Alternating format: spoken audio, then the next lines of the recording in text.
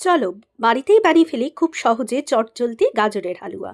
আমি নিয়ে নিয়েছি 1 কিলোর একটু বেশি গাজর। পুরো গাজরটাকে প্রথমে ছুলে তারপর আমি এরকম গ্রেটার দিয়ে গ্রেট করে নিই, একদম মিহি। পুরোটাই কিন্তু আমি নিজের হাতে করি এবং একা পুরো দেখছো একদম পুরো বসে পড়েছি সেরকম। আর ড্রাই ফ্রুটস প্রথমে আমি নিয়ে নিয়েছি। ড্রাই ফ্রুটস কিছুটা ঘিতে নিয়ে আমি প্রথমে ভেজে নিলাম।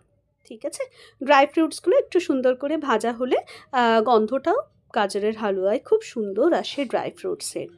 এরপরে আমি বেশ কিছুটা ঘিয়ের মধ্যে কিছুটা গোটা গরম মশলা, যেমন এলাচটাই আমি দিই আর কি, এলাচ দিলাম। হ্যাঁ, 1.5 কিলো গাজরের জন্য কিন্তু আমি 1 কিলো 1 লিটার দুধ নিয়েছি, সেটা মেরে আমি 750 করবো। এবার গাজরটাকে খুব সুন্দর করে ঘিতে ভেজে নিতে হবে। ঠিক আছে, দুধটাকে আমি সাইডে ফুটতে দিয়েছিলাম। সেই দুধটাই যেটা 750 হয়েছিল সেটাই এখন গাজরে আমি অল্প অল্প করে ঢালি। এবং সেই আমি কোনো মাওয়া ক্ষীর ইউজ করি না। ওই যে দুধটা তোমার কবিয়ে ফুটিয়ে যে গাঢ় করেছি সেটাই আমার গাজরের হালুয়ায় সুন্দর করে হয়। আর আমি গাজরের হালুয়াটা একটু শুকনো শুকনো করি।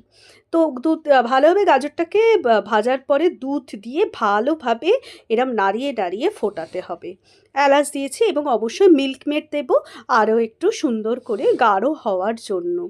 মিল্ক মেড দিলে আর কোনো মাওয়া ক্ষীরের প্রয়োজন হয় না। চটজলদি গাজরের